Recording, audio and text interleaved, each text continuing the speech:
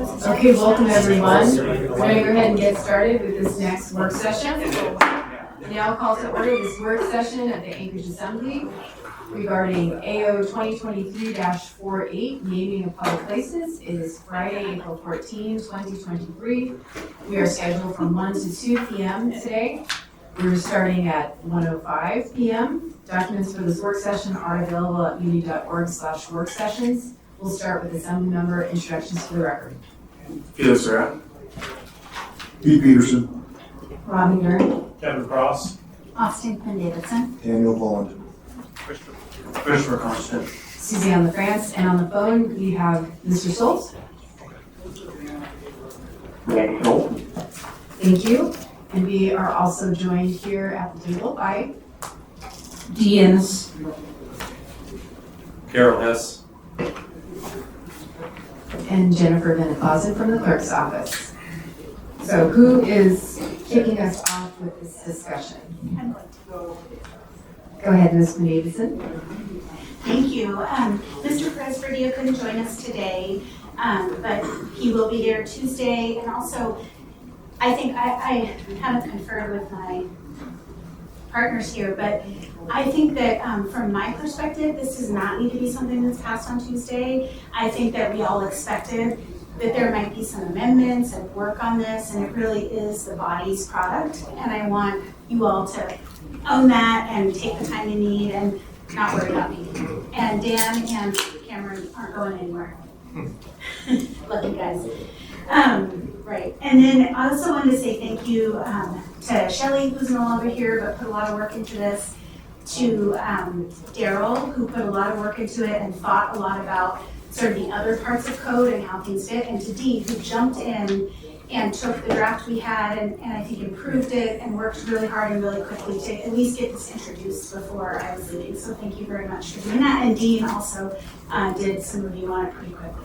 So with that said, we talked a little bit about this in the Rules Committee, but just to cover again, the overall vision of this was, and how I see it, and then Dan will weigh in too, but you know, we've had a policy in the past that allowed us to form these ad hoc panels that were based around the idea of naming something after someone.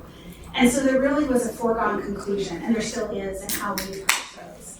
And then a couple years ago, we switched things up and said, you really should name things just the Dena'ina name or another Alaskan Native name, which I think personally is sort of the other edge, right? It's like, no, we're not naming after anyone, we're naming it this way. I think that I would reflect Cameron too in this statement, that there's a way to acknowledge both of those and so many other things that reflect Anchorage's identity. So our identity is the people who have shaped it. Our identity is the Alaska Native culture and the lands that we're all on. And it's also natural features and archaeological things and geological features, and maybe it's being the city of lights, or what is it that we love about Anchorage? And let's find a way to name things around that. And so that's sort of the big picture vision on this, rather than these one-off, you know, people who die and then we just name a thing that's often unrelated to them after them. What it does, and Dee's going to run through the code after Dan and I talk, so she'll get in more detail, but essentially what this ordinance does is repeals the existing ordinance and just starts fresh, because we did make a lot of changes. It establishes, instead of these one-off panels, it establishes a permanent commission, a naming commission that the mayor appoints and then we confirm. And the idea with that is that these folks will be around for a while.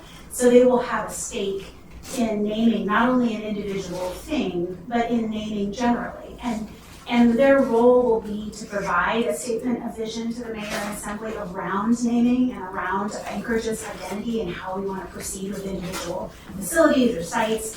And they'll also, when they propose that we name something a certain way, they will have to write to us how that name fits the criteria that we've identified. So that it's not just, oh yeah, we want to name something after, you know, blah, blah, blah, you know, John Smith.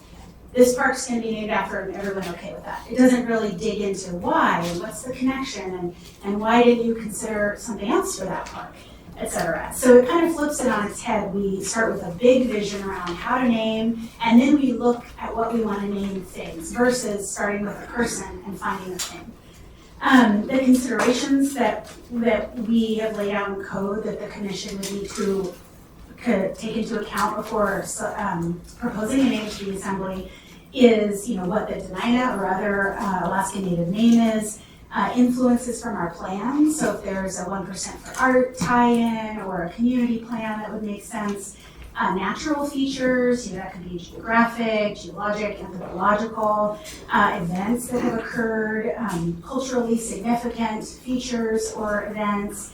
And you can consider an individual's name, but we put in the code that the commission should avoid naming a facility, a building, or a park for a person. And the reason is that when we have not said that, that's always the default. So we've always had these other options, and then people just always name it after a person because there's a lot of pressure, and that often comes from a family or friends or colleagues who someone they love dies, and they come forward and say, we really want to name something after that person. So that brings us to another requirement that we've put in the code, which is that we won't name anything after someone who's died until 3 years after their death. And the reason is to give a little bit of a cooling period. And it may be that that person is so significant to Anchorage that we do want to name something after them, but we don't want it to be sort of understood that there should form a committee and we should be pressuring the commission because of course that person was important, and we want to take that pressure off and let the commission really holistically look at names. Another thing that this ordinance does is it requires the commission hold a public hearing. So anytime they want to name something, they hold a public hearing, they get feedback from the public. And if it's a Parks and Rec facility or a park, they have to get an advisory opinion from the Parks and Rec Commission. They have to produce a memo that goes to the assembly and the mayor saying how they considered the criteria and why they ended up with the name they did. And we have a long period of introduction to make sure that community councils and individuals and others will have time to weigh in. So I think that's kind of it for me. Maybe Dan wants to say something before we go to D.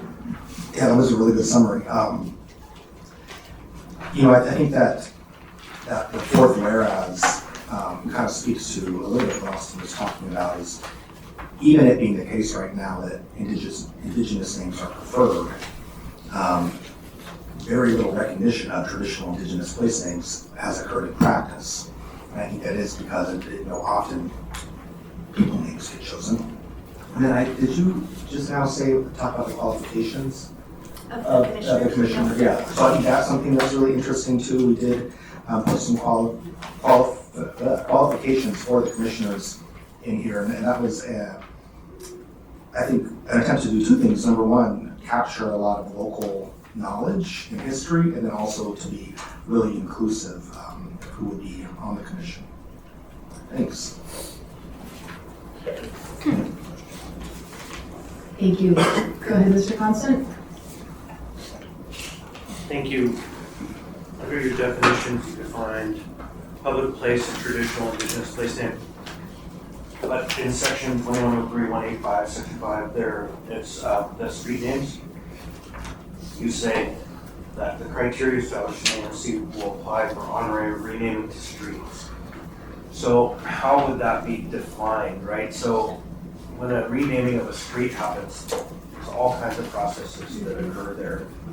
How would one know if it were honorary? Anyhow, that's a question because we have some experience with renaming. Wolf Den Drive from Yosemite or Yellowstone. And so I don't know if that would be considered honorary. It was honoring the school, the mascot. Yeah. And then would it have to go through this whole process too? Well, I think this might be a good segue. Oh, sorry, Chris, I just cut you off. That's really the gist. Okay. Yeah. Might be a good segue for Dee to start speaking, but I think the purpose of this was to say you can consider these criteria, but you still have to follow the street rules because there are all kinds of things that are implicated with the street stuff. But I think Dee will understand it better. So let's have her answer that and maybe run through if that's okay, Dee. So just to answer yours a little bit, Chris, yeah, the street stuff has to go through the Title 21 processes. But I too was confused, and for everybody to know, I jumped in about 10 days ago and wrote these drafts. So I'm always going to defer to the expertise of Daryl and to Assembly people here for real. But I too was confused about what is an honorary name? What does that mean? I'm not sure. Yeah. What that means. And let me be specific though, like the renaming to Wolf Den Drive, it was to honor the school and the mascot and all of those things.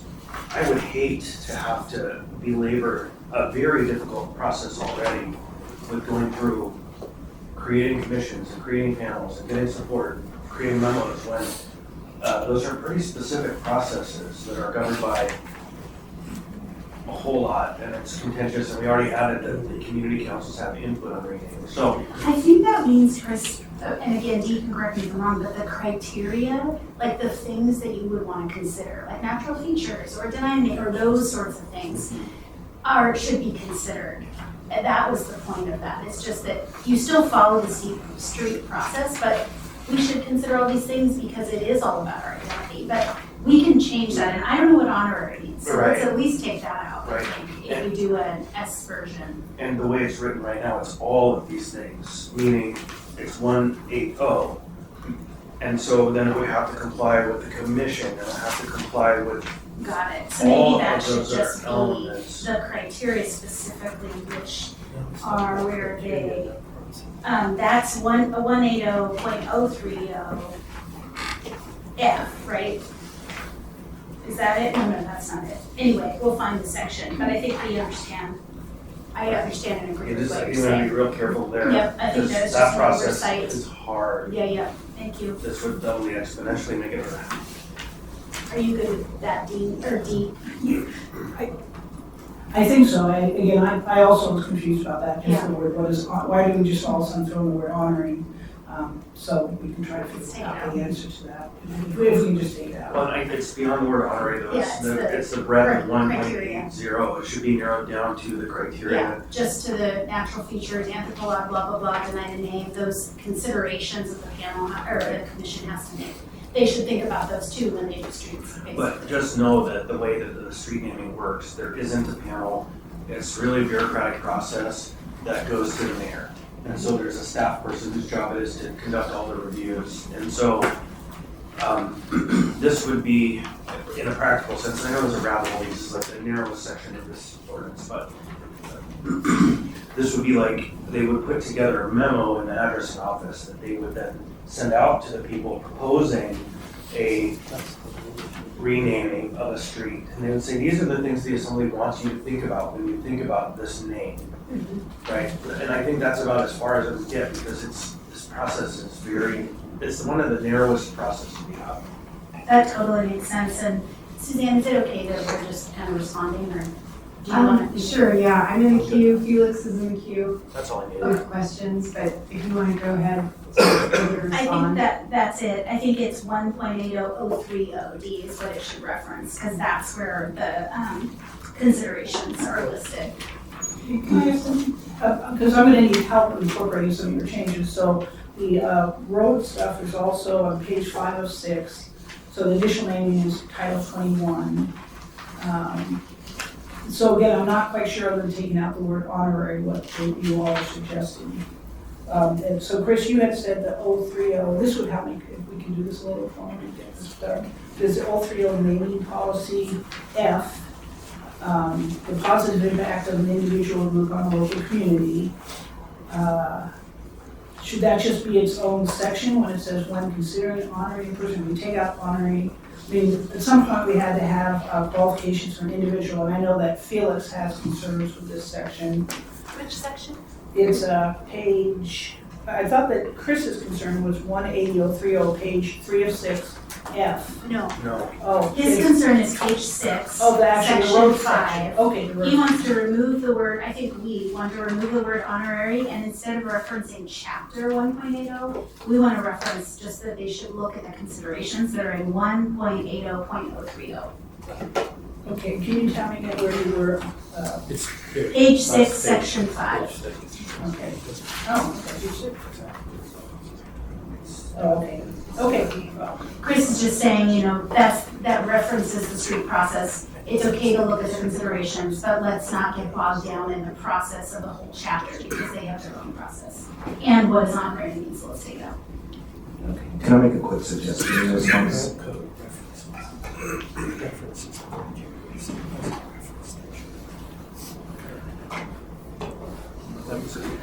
One suggestion, maybe, if it's possible, would be that for street name alterations, the commission could make a recommendation via a memo, and that could inform that separate process. So that you don't have to have planning or traffic staff or whoever it is be considering the community vision and the criteria. They can get a letter from the commission saying, that's our job. We know the criteria, we know the naming vision. And so here's a letter, essentially public comment, and you can choose to incorporate that in the final name or not.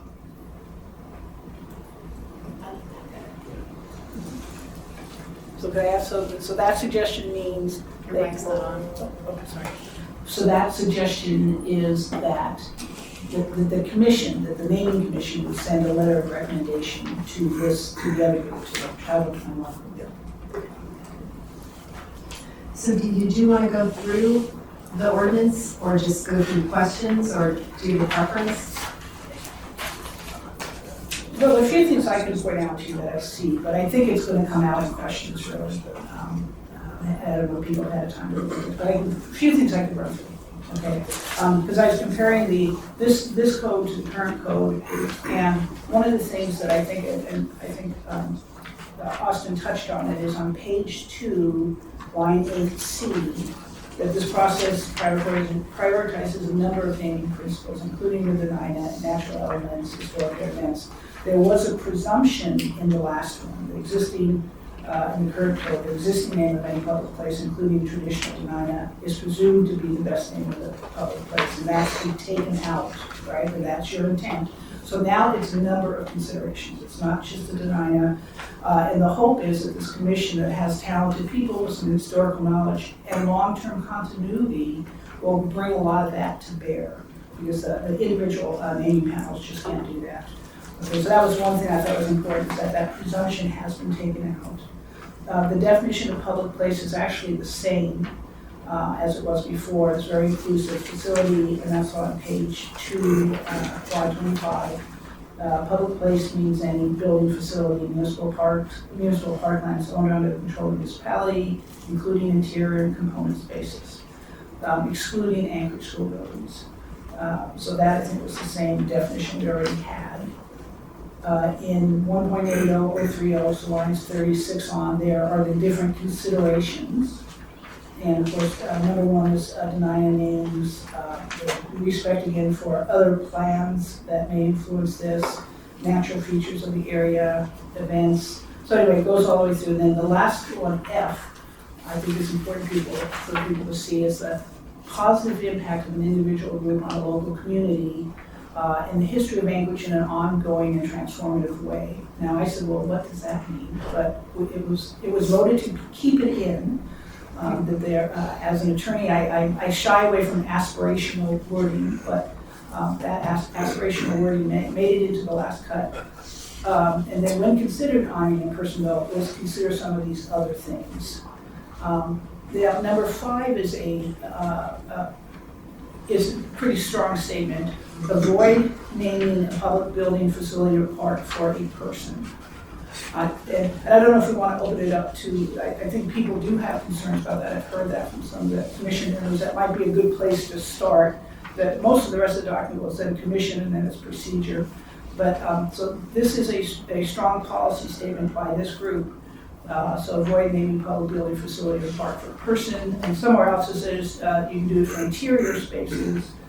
But if people want to discuss that, and my point to the group had been, yeah, but what about Betty Davis, East High School? That person had significant impact, and it was impacting the nearby neighborhoods. So are you really saying this, or how does this fold into your criteria? And whoever. I just want to say, originally the language said avoid naming a public building, facility, or park for a living person, and one of the sponsors suggested taking living out. But when you take living out, it doesn't really make sense when the section talks about naming for a person, and then you say the commission has to articulate how they avoided naming for a person. So taking living out changed the whole dynamics of that line, and I've heard from a few assembly members regarding that. So I have 4 members in the queue, 5. And, this was one of my 2 questions, and I guess I would like to know, I'll go through the queue, but I would like to know the reasoning, more of the reasoning behind this, and what is left to name if you take out those items. Next in the queue, Felix. Thank you, Madam Chair. So, yeah, this was, so there are 3 issues that I had while reading through this ordinance. This is one of them.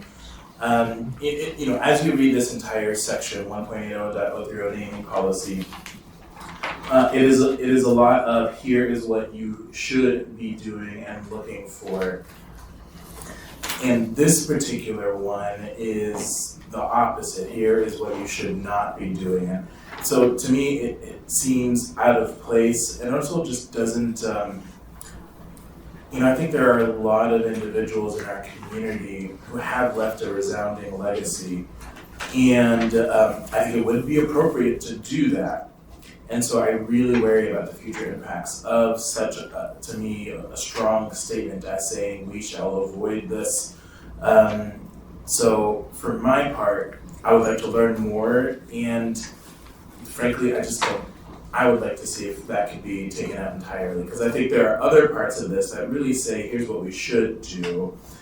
And if we, as this ordinance suggests, follow the process, then I think by sort of de facto, we will avoid naming a ton of buildings, facilities, or parks after individuals who don't fit all of the remainder of the criteria. But if they fit the criteria, why not?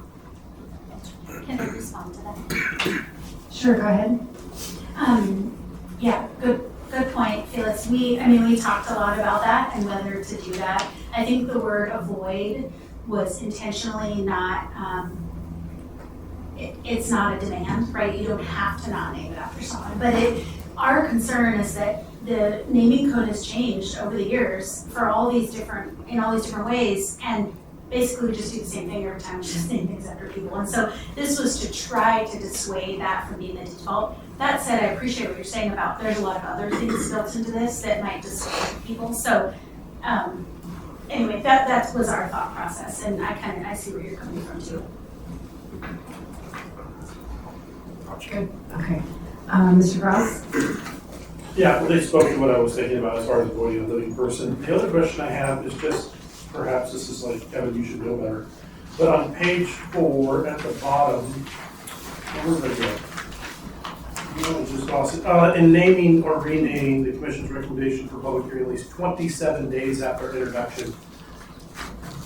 That seems like a random number, but I'm sure there's a good reason for it. What's important about 27 days?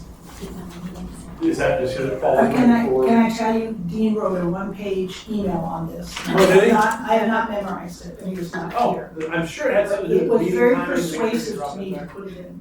It's All the right. meeting time, If right? somebody wants to send it to me, so I get it. I'd be glad to send it. I know there's a good reason. I want to learn why, so that I'm a better human being. I flagged that as something in my emails to read when I have more time. Thank you, Mr. Cross. Ms. Dern? Thank you, Madam Chair. On page 5 of 6, number 3, this is pretty specific related to renaming, but since it comes up here and maybe I missed it, but I haven't noticed anywhere it talk about that policy anywhere else. So have we done away with this policy? Are we not accepting money for naming anymore? Because I just don't know, and so I just want to make sure I understand that, and maybe because it's here, it could be confusing, could we put it somewhere saying that we don't do that, because this is only in relation to renaming, but I'd like to see it in what we think about this in terms of naming, and specifically from an equity standpoint. Okay, so that's one question I have. And the other question I have, it's just, in the qualifications, I think these are great, and I think involving 4 community members at large is great as well. But then when I read, and that's, by the way, in section 3 on page 506. But then when I read on page 4 of 6, section C, and I look at number 2 and number 1, and I read that prior to final recommendation, that especially looking at the Girdwood and Eagle River area. I mean, honestly, I don't know historical figures from Girdwood per se, like the local community figures that might be more germane to that area. And I'm just wondering if there's a way that for each, these 4 community members at large, either we add one, or maybe there's, I don't know how we can structure this, but maybe we bring someone in from the local area before we're making a recommendation to, because this feels kind of gratuitous, that it's coming in the final stage, right? So the work is being done by the committee, and then you're going to these service area boards. Is there either a way to maybe come to the service area boards first to get them on board, or to have them recommend? I'm just, it's just confusing to me, so I'm just wondering what thought process went into that. Can I answer the easier part of that question? Sure. The donative thing, I think, I'm not sure if you're understanding or I'm not understanding your question. It's simply if a family wants to give this piece of land, but you have to name it after us. It's just that simple, or else they're not going to give you a piece of land. We had a lot of donations. We had a lot of donations, beautiful, beautiful property. So we're saying, okay, you donate, you can still do that. So is that good enough for that question? Actually, I mean, it makes it less clear to me because it's in the chapter renaming, it's not in naming. So I took this to mean that this meant that well, it says naming, but I'm not sure why it's in the chapter renaming, I guess. And that might be a good point for either Austin or Daryl to speak to, because I too was confused what's renaming or naming. I mean, every place has some type of a name, so aren't we renaming all the time? So I wasn't sure about the distinction between naming and renaming. Maybe that's a fundamental thing, or we just stop, we use both words all the time, or. So, yeah, it's renaming. So giving a piece of land, on the condition that you name it after the donor, I guess folks can agree or disagree with it, but it makes sense in a way. Renaming a public space, so if a public space already has a name, then people are going to pay money to have it renamed after themselves, and that seems a little weird, so I almost wonder if we need to parse out the two and be a little more strict with renaming things. So that's in the existing code, and that's actually a good catch. I was just sitting here thinking about when that would occur. So we've named a public park our facility after somebody who made great contributions to the city. Somebody else comes along and wants to donate money to put playground equipment or a pavilion in the park, and we take off the other name. So I think that is a valid point. And Suzanne, so can I ask you, so can I ask you, so what is the solution? Just taking out the word or renaming? Or donative intent doesn't override? My recommendation would be take out rename.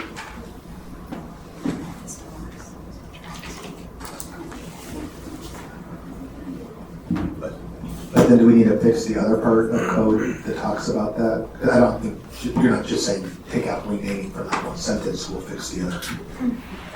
I think that point is all taken, so that we should go back and look, see where else is renaming does not make sense. Because renaming everything.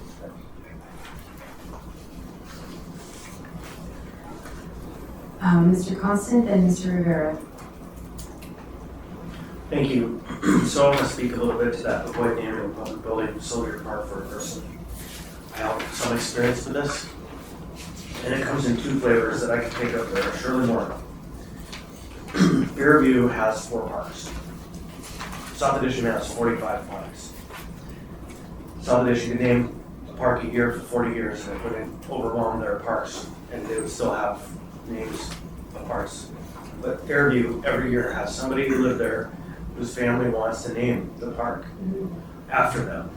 And Fairview argues time and time again, please don't do that. Instead, pick an element within the park to name after an individual, because we're gonna be out of parks.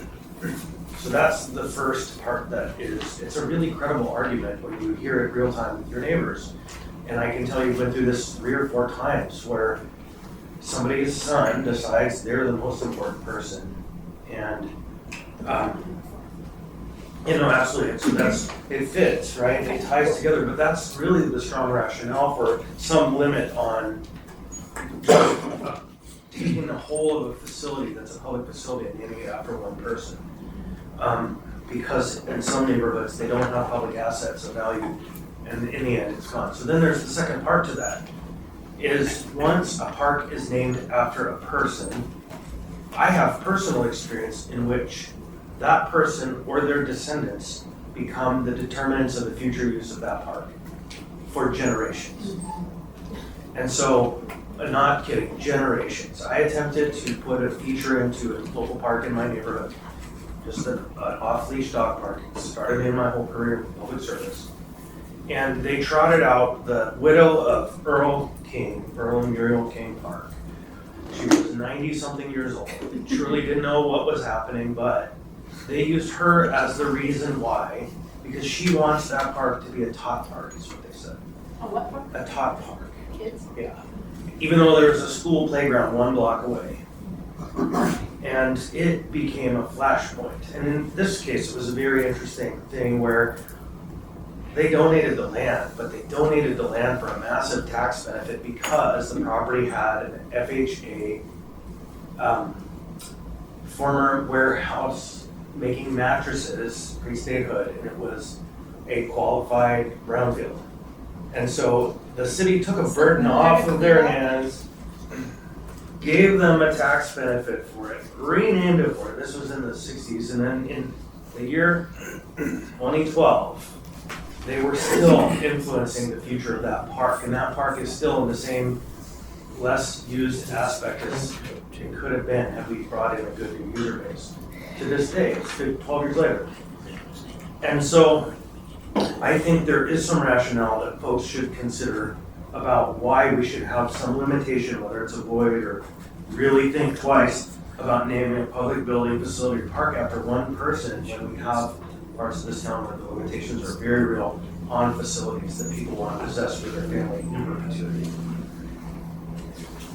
I think in a previous draft we said is not preferred. It was naming a building. I think we had like naming a public building, facility, or park for, at the time it was a living person, is not preferred. So maybe rather than avoid, there's a way to soften that up. I don't know. I mean, that's so like, it's so passive voice, it kind of makes me cringe, but probably T2, but I mean, I think it means the same thing. Can I ask the group, have you decided on living yet, whether the word living should go back in there? Where was that? So the only uses of living that I've heard of late are like naming trash facilities after people that people don't like. And so, I don't know that we actually want to go there. Yeah, I've heard, one of the things I've heard about living people is actually to insult, and so I'm not sure that I was, sorry to interrupt now, sure. I think that was originally added in the code after the Sullivan Arena and the other facility were named after George Sullivan while he was alive. So there were some facilities that were named after living individuals, and members in the community had a problem with it. So I think originally when we were thinking living, I think are blessed to have some great amenities here in Anchorage who are named after great people who are still living. Tony Knows Coastal Trail, the Laney Fleischer Trail, who was an early bike advocate. So Vandalizer Greenhouse. there you go.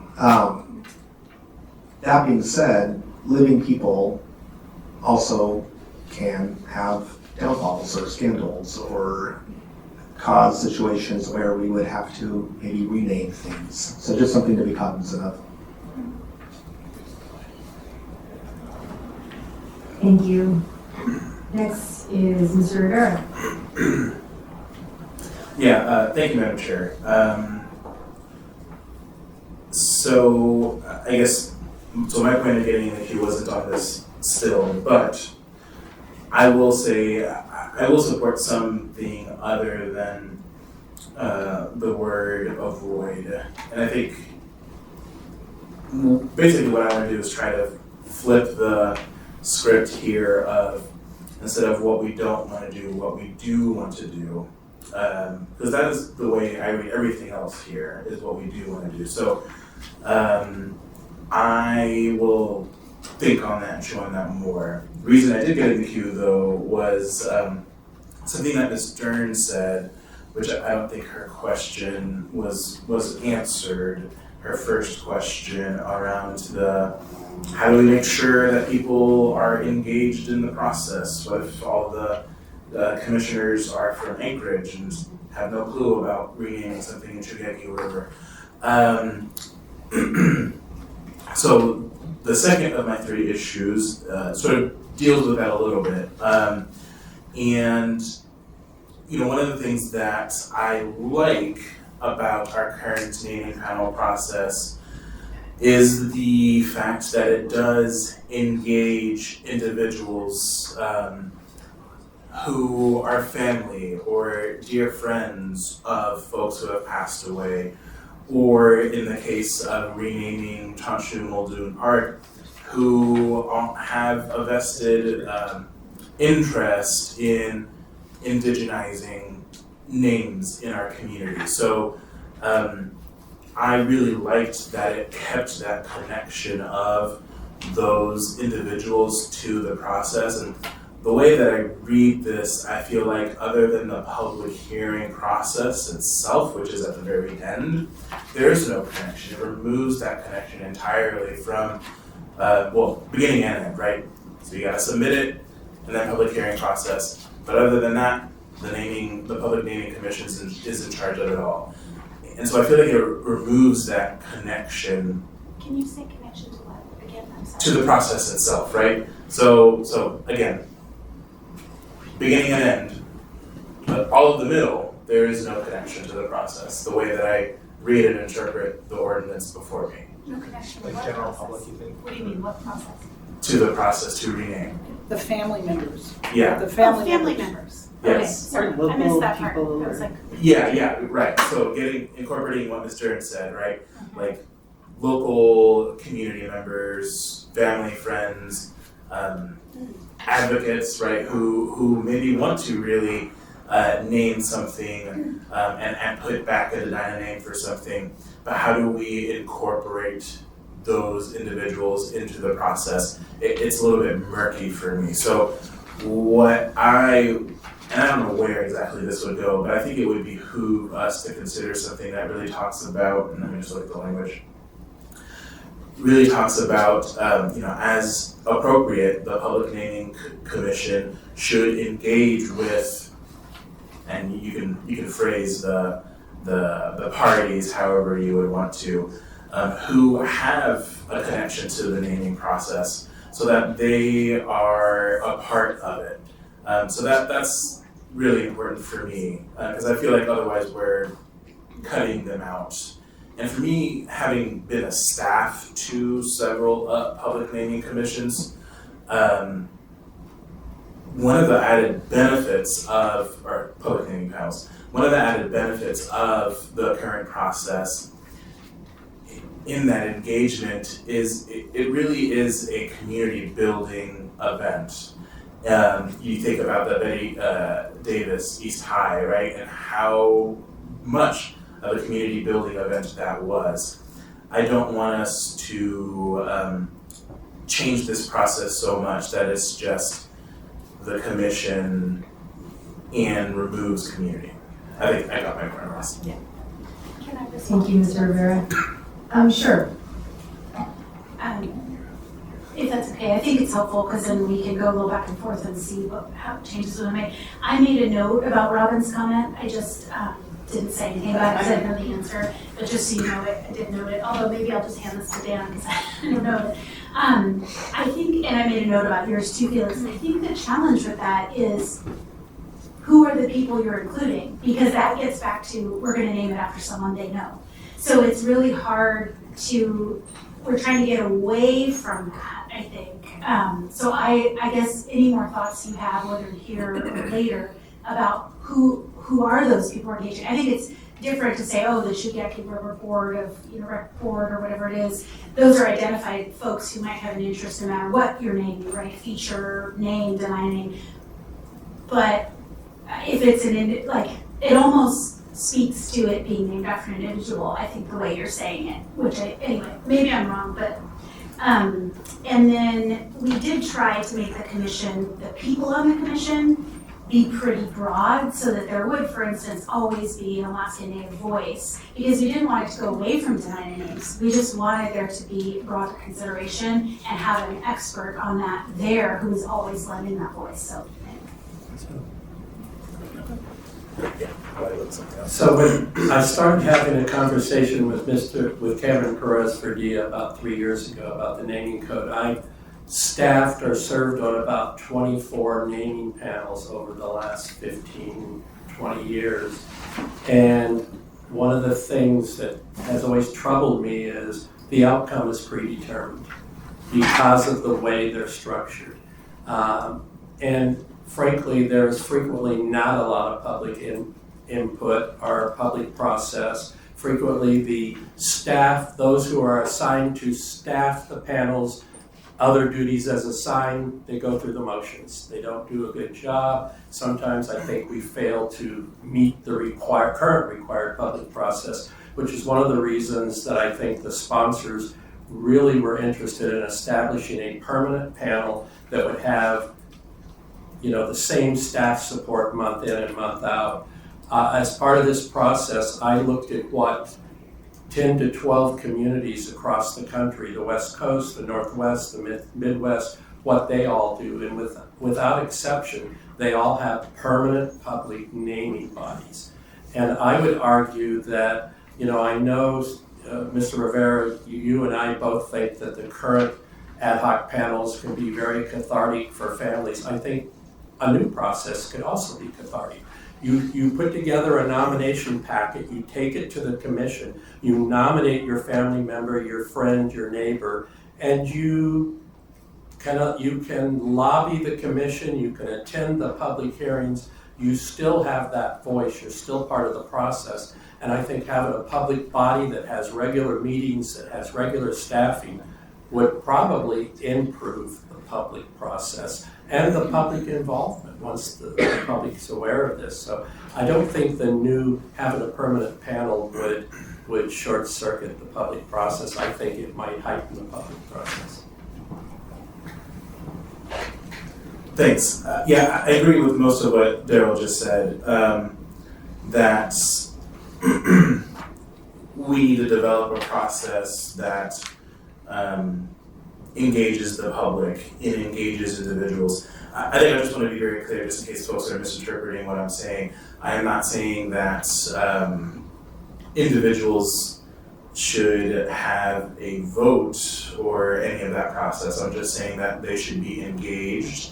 And the strict and literal reading of this just doesn't really tell me that folks are going to be engaged in the process, right?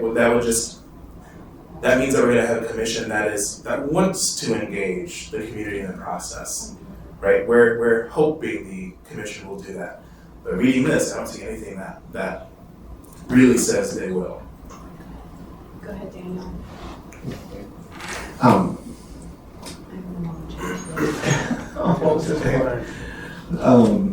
Well, I kind kind of want to just hear a little bit more about what you're thinking in terms of engagement process. So something aside from public testimony, or is it something like maybe when they're doing their vision setting, they engage the public, or like what type of public involvement are you contemplating?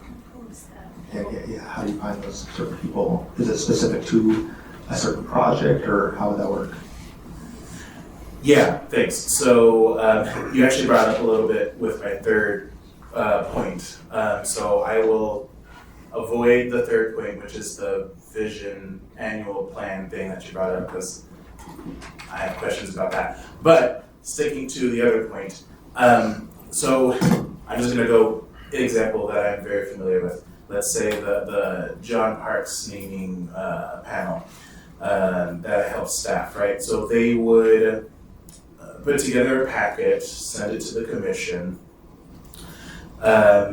and the commission would start their review process.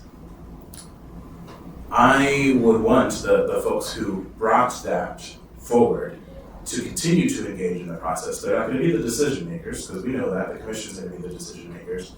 But I want the folks who brought this forward to continue to engage, to continue to be at the table, to have a voice. And maybe I'm just reading wrong, but I just don't see that in here. It's all people who nominate is the group you're talking about, okay. Go ahead, Mr. Peterson. Oh, thank you, Madam Chair. A couple of things. First of all, I actually think a good example of what I'm thinking you're hoping to do with naming panels is what ended up happening with Chastity Muldoon Park. Originally, the Northeast Community Council had been, they'd been trying to develop that park for 20 years, and the original name they came up with was Muldoon Town Square Park. Well, we have a Town Square Park here in downtown, and so people were critical of that name because they thought, well, people are going to get confused, they'll think this is downtown. And then Ford said, well, why don't we come up with a native name to put with Muldoon so that we can distinguish this. And so that's what they came up with Chasnu, which means Chester. Chasnu Creek was Chester Creek because they couldn't really pronounce it that well back then. And so I think that's a good example. But my question about this is, we have creating a panel, a commission with 9 members. And I'm wondering, how are you going to get 9 members and get enough of them to show up at the meetings? You would need 5 for a quorum. We already have problems getting enough people at many of our boards and commissions. So I'm thinking 9 is a rather big number. Just throwing that out there. Maybe 5 would be a better number. Thank you. Other commissions? I think Daryl had brought up that in most of the commissions he's been involved with, which have involved community issues, it's been 9. I actually brought up that same issue, that 9 is a lot, and we've moved back in a lot of our boards and commissions just for that reason. No, But that's fine. Daryl's point being, well, but you're trying to get a diverse, inclusive community group, like Board of Ethics is 5, and the bidding review board used to be 9, and now that's 5. Just trying to get people to these meetings. So Pete's position is well taken, but I think Daryl said, well, but community boards tend to have more people. The advisory boards tend to have more members. Those under 4.40, which are the ones that Dee just referenced, tend to have fewer than 9. But we were thinking you have a greater representation of different perspectives, different expertise, and then originally it was 7 and there were 2 community members, but we said the sponsors agreed that having 4 community members is better than having 2 community members at large. So it was to expand the potential expertise and diversity on the panel. Any follow-up, Pete? Okay, so I'm in the queue, Chris is in the queue, Robin's in the queue. We have 5 minutes left, and so we've obviously shifted to a more general conversation. We started off looking at a specific thing, but I think we're just taking it holistically. And so the points I was going to raise, I think, have been addressed by Felix or Mr. Rivera and Mr. Peterson, but specifically, I'm also thinking about the representation on the commission and how it's very important to ensure that there are people from the north end of the muni and the south end, looking specifically at my colleagues from District 2. And so when I saw the 4 community at large members, thought, okay, maybe that's an opportunity to include someone from Girdwood or Clutha or Shubiak or Eagle River, though obviously I'm assuming most of the naming requests probably are more in the bowl. No, they're not. I mean, we just had a big one in Girdwood not long ago.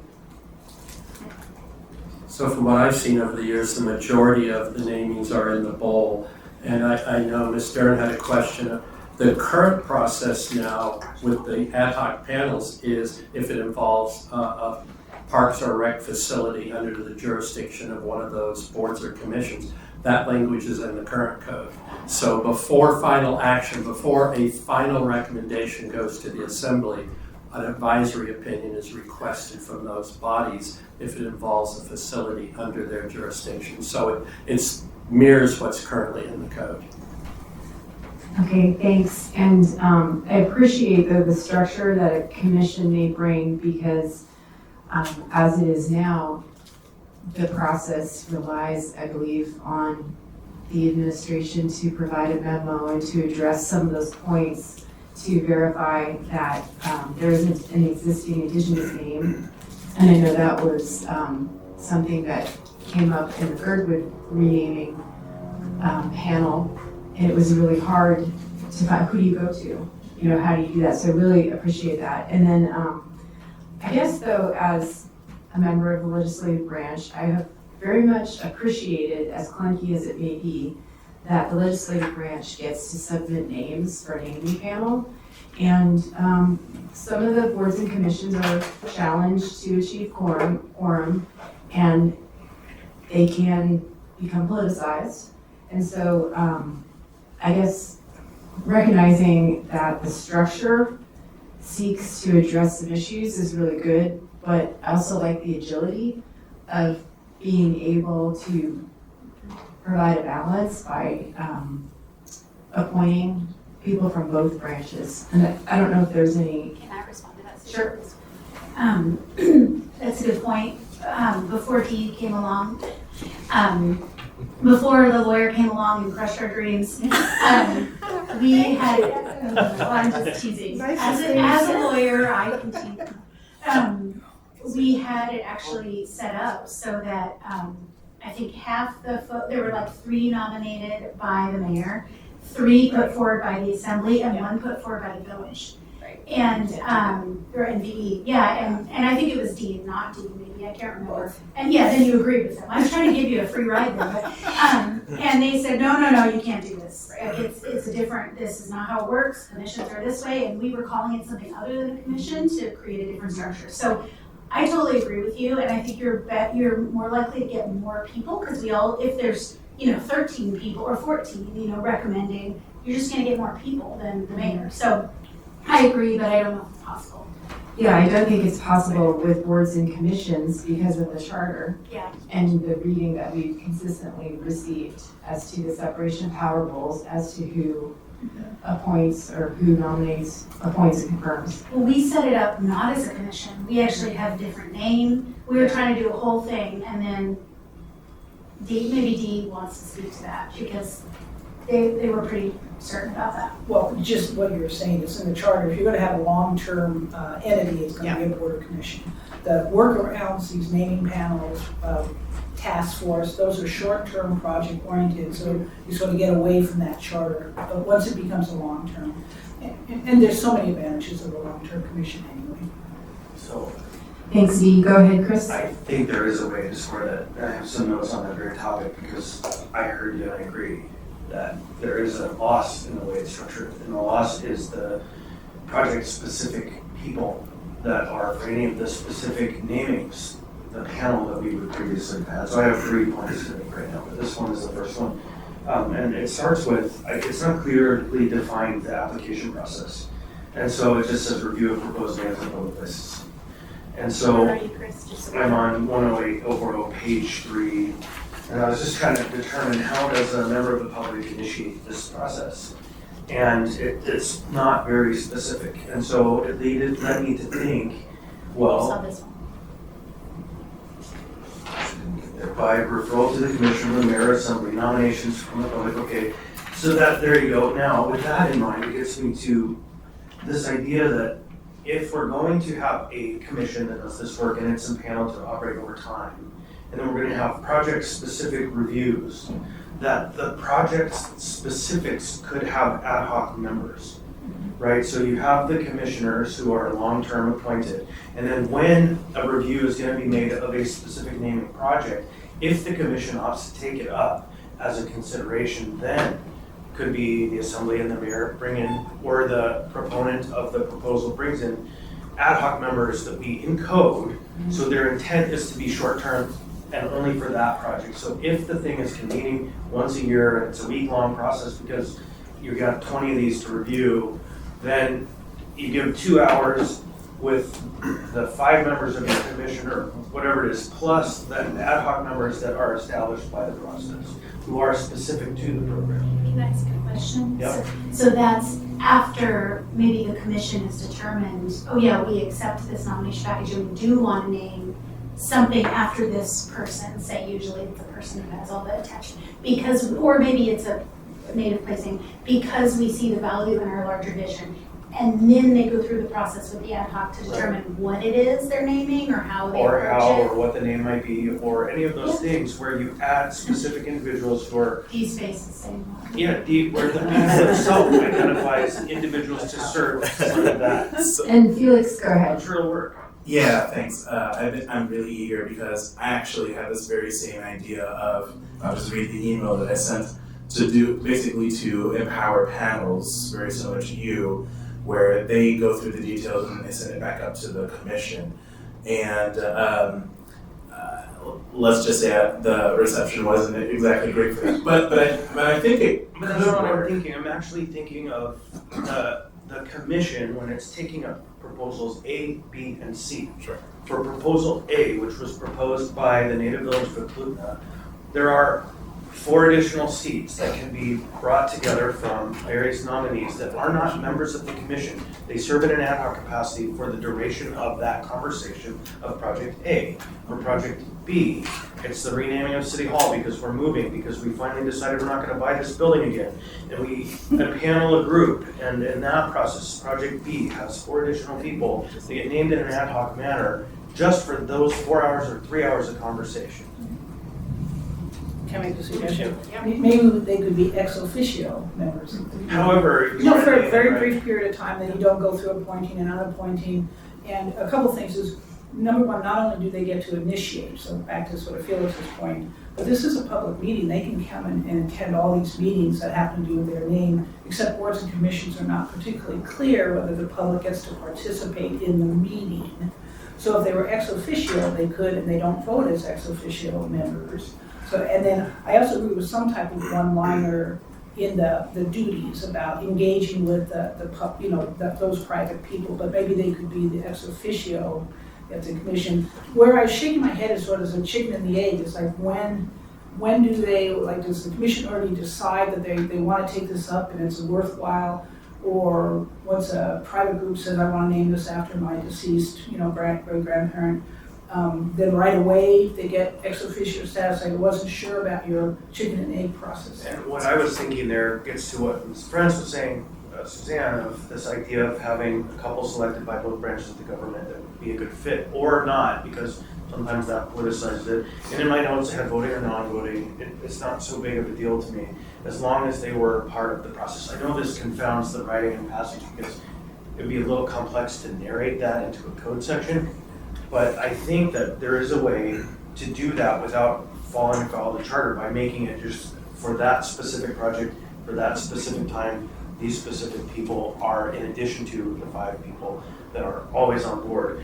And then my last point, and again, I haven't been working on this project, so there's no judgment here. I think there's a missed opportunity, which means we'll probably come back to this another time, in taking a higher aperture of saying that we could actually have multiple names on certain facilities. And this in particular rises to the level when we talk about denying place names. I would love for us to get in the habit of things that they do in like Scandinavia, where you have signs that are in English and they're also in Sami when you get to the right place, where not everything is just one thing, but in fact, many things are both, or even in some places, 3 names, both English, Swedish, no, it's Finnish, Swedish, and Russian. Like, I would love for us to come up with a way to be multi-layered about our approach to naming. Again, that's no judgment on this project, because this is complex, but I hope we get there in particular with our Alaskan Native place names. So next is Ms. Dern, then Mr. Peterson, then Mr. Rivera. Thank you, Madam Chair. I'm just wondering, on an average year, I mean, how many places are we talking about? 5 or 6.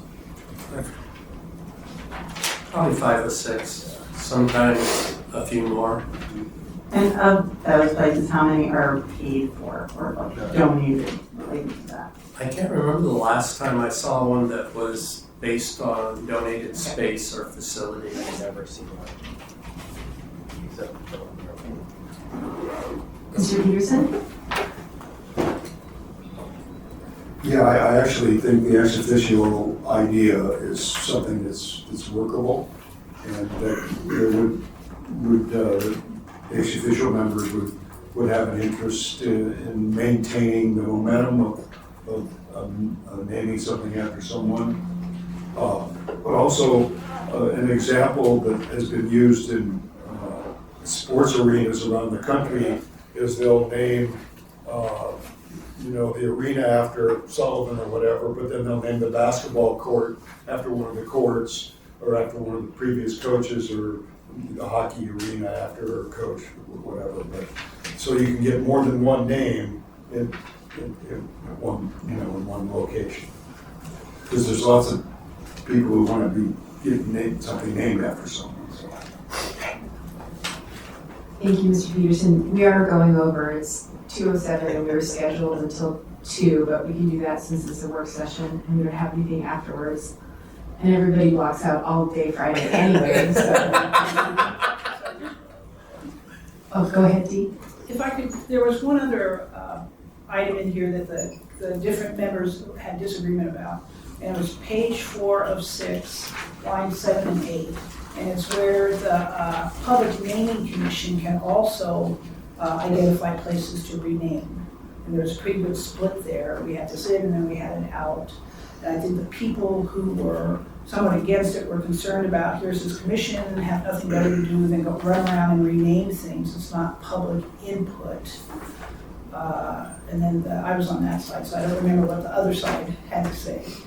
I think the other side, and I mean, I don't think any of us was, well, we weren't overly passionate about this, I don't think, but I think the other side was if you don't allow them to consider that, well, first of all, what if you've named it after someone who we learn is not a great community figure, and no one is necessarily coming forward to say, we don't want it to be named after this murderer, but the commission might go, actually that's probably not the best.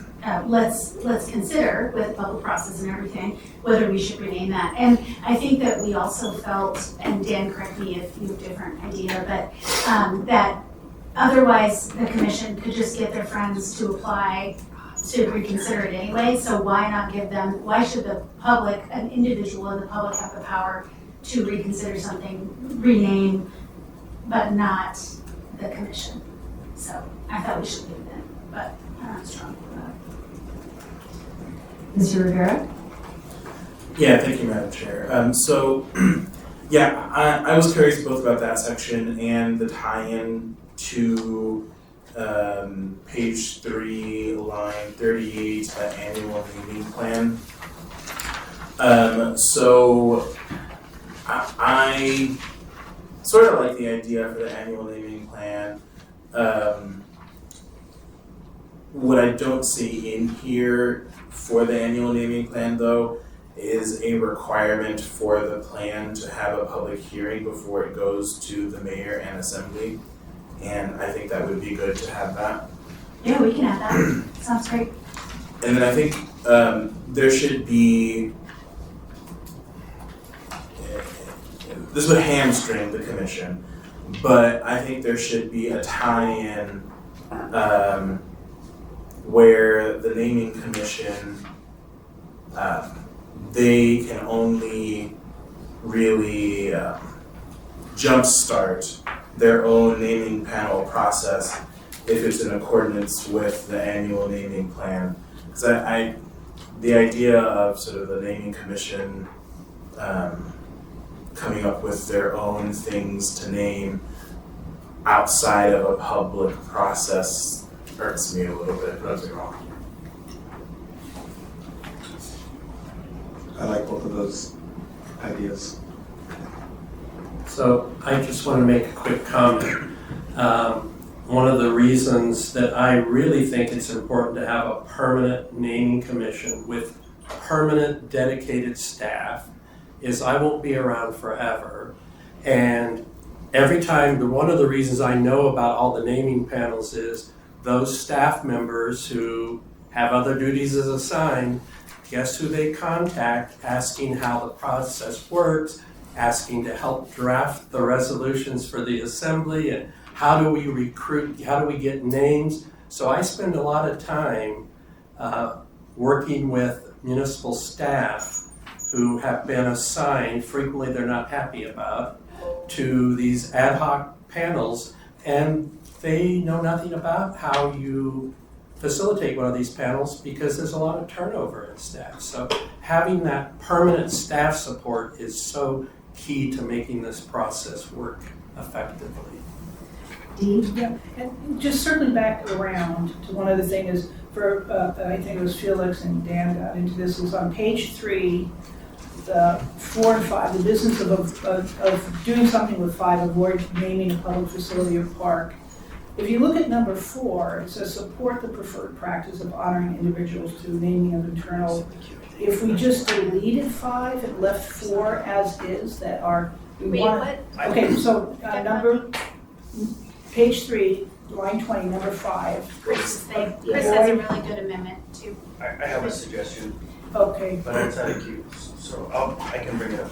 well, I was just saying, if everybody looks at number 5, if we take out number 5, can't 4 stand as it on its own anyway? But the language I had was adding, deleting the I'm 5. sorry, Felix. Felix has the floor, but go ahead temporarily. No, it's all good. I think I'm done. Go ahead. It just as features integral to public spaces, comma, as opposed to naming an entire public building, facility, or park for a person. So just merging the two. Then it achieves the goal of expressing the desirable element and the limitation in the same phrase and frames it positively both limits. Hey, look at me. Can you repeat it one more time? Yeah, so effectively it just would, after the public space stand number 4, comma, and then you would delete the 5 and the word avoid naming. And so it would read, as opposed to naming an entire public facility, public building, facility, or park. So it just basically blends the two into one, takes the word avoid naming as opposed to. Yeah, I like that because I think the context of preferred practice also applies, so I like that. Or just put at the end, as opposed to a person. I have a friendly amendment to the amendment. Yeah, I'm not the I've same. never done that before. You have, Okay, space, instead of as opposed to, rather than renaming a public facility. rather than Rather phrase, than- yeah, rather than is better. It's more positive.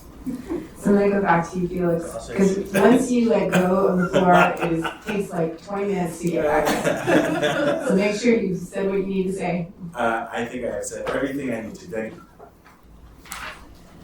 I had just put myself in a queue just to say very briefly, yeah, I'm completely down with the, dual language names, as I said before, like if you just go to Canada, you see them in English, French, and the indigenous language, and we're talking about the stop signs, the street signs. I think that's super cool. But, my question is, who will staff the commission? Is there a particular department or? It says clerk. Services? No, Barbara has agreed. Okay, I knew it was us-ish. I see. The clerk's office will staff this, so, you know, when, if I'm not here and you all have the staffing discussion, then I think that that is a consideration for more staffing, because I know that these commissions can take a lot of time. And I don't know how much, 5 or 6 a year, but it's taken time from somebody else's duties. Okay, so I've got Chris left and then Robin. So back on the topic of the naming panel being able to name, another path to get there would be the Public Naming Commission by resolution could request the assembly or mayor apply, send them a request, right? It's tautological, almost circular, but rather than them themselves making that decision, they put forward a request to one of those eligible nominating groups, which would be either the public, but it's harder for the commission to put it to the public. They could put it by resolution to the mayor of the assembly. And so that would kind of close that loop and not have the commission giving itself work. It would be requesting us send them work. And so I think that that's one way.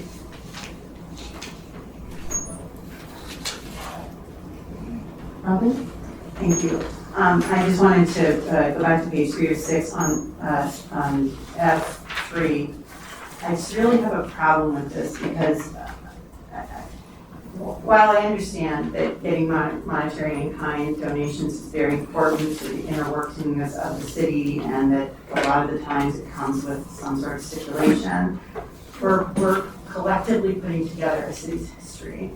And to do that without any thought to equity at all in terms of how someone that might go unrecognized that should be recognized, it just doesn't feel like the way that it's written it gives any context to how that we're going to decide something like that. I can't So I imagine, we're saying that if you have money, you can be named multiple times, but if you don't have money, you can't. And it feels like, we've created this equity committee of the assembly to basically ensure that everybody is represented. And I feel like for some reason this just doesn't sit right by me because I feel as if what you're doing is you're in essence allowing money to pay for the collective history of the city. And I feel like there might be better wording, and I'll think about it, or maybe I will talk to Thea and see if she has any thought on it. I don't know. Felix, you're in the committee and what do you think about this? Do you mind, Madam Chair? Okay, thank you, Madam Chair. I think you raised a great point, right? Because but I also can imagine the opposite of someone who has really done great things for the community, and they also happen to be very wealthy, and hopefully while acquiring that wealth, they were also very good to their employees, et cetera, right? But they own land and they passed away, and in their will, they willed it to the municipality, but these requirements have to be met, right? So how do you balance that? I think that's probably the issue that we have to deal with. That's all. And if I could just add, that's exactly, this was in the old version too. And we did talk about it, but it basically means that we would be not allowing the city to take land. And so I agree with you sort of philosophically, but I don't know how to marry that. And then I wanted to say to Daryl that I said at the beginning, Shelley drafted this. Shelley drafted it after Daryl did extensive work research on what other cities were doing, actual language, like a ton of stuff. That was just so long ago that I kind of forgot. So it really was, this was Daryl's sort of vision, and then Shelley, started implementing, and then Dee finished the implementation, so thank you to Daryl. So I did want to say this, the goal of the sponsors and the others who worked on this was to try to come up with a more fair and equitable. It's not perfect, obviously, there needs to be some changes, but the goal was to make the process more fair and equitable and objective. Is there more people under my No, we're gonna move into the open mic portion. Kevin and I have a performance that we've been working on, so now might be the time, yeah. Yeah, we want to put on our unitards. That seems like a long term. It's got sequence. Yeah. So, You might want to we'll get save this that, out. we'll save that for later, but anyway, no one needs to feel bad, that was very gracious of Chris to say, oh, sorry to jump, but, I think I view this way, I think Cameron does, I'm sure Dan does too. This is it's a group project, it's just that we can't all work on it out of this session, and it's all something we want to be proud of and feel good about, and so I really appreciate the feedback, and I don't take any of it personally, so just for what it's worth. And I just want to add a comment too, that one of the things I know we see is that people come to the assembly or the administration and say, I want to name this particular piece of infrastructure after this particular person, or something like that, and how just a different view of how we handle it. I mean, I know I've heard some of you say that, I know Cameron has as well, long advocated for that, and we've seen it play out in some of the requests. So thank you for your work on this. Yeah, and I wish Cameron were here because he brought up, of course, all these sort of larger philosophical issues, right? About like, why do we even name things after people? Like, what does that mean as a culture? And it's funny, right? We're trying to get into this and we're talking about that, but it's true. It's like, why do we all think that's normal? And it's usually someone's money. It's usually someone white. It's usually someone who's old. It's usually a man. I mean, it's sort of the same old thing, right? And so we're trying to get away from that, but there are pieces in here that still have a bit of that, that's maybe not perfect, so open feedback. So in terms of next steps. That was gonna be my question, is instructions to your council and staff. It seems like we have a lot of notes. I think that, I'm gonna say goodbye to the next round because we gotta say goodbye at some point. And so now it's Dan and Cameron working on it. I don't know if they're able to add someone, or maybe they don't even want to, and they'll just, with you, implement the feedback we've heard, maybe come up with an S version or something? I was gonna say, I think I can easily put together an S version, but that's not ready probably, I mean, I can even do it before Tuesday night, but I think you all wanna see it again, there are enough things to look at. Because this is on for public hearing on Tuesday. I think we'll plan to post, like, that's why I opened with saying that we don't need to vote on this on Tuesday, so, sorry, Dan, you go ahead. Can we add a third if Austin hops off the project, or how does we need to wait for her to leave the body? You can. That's fine. Just gotta have a second. Any volunteers?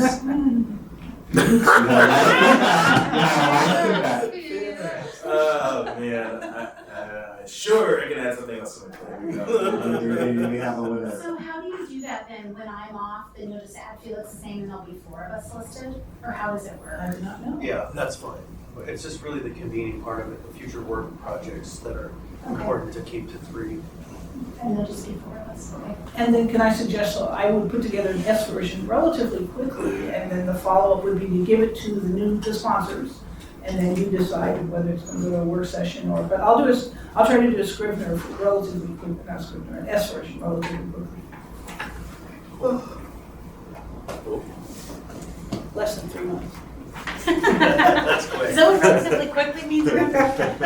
Anything else? Anybody have anything else? Sponsors, go ahead, Robin. I just want to say thank you, because I think that this is really incredible, and the work that you've done and the years that you've put into thinking about this, and it shows, and I don't think people understand it. So when I'm off, I'll make sure people understand it. I think it's really important, so thank you very much. Thanks, Robin. Anything else?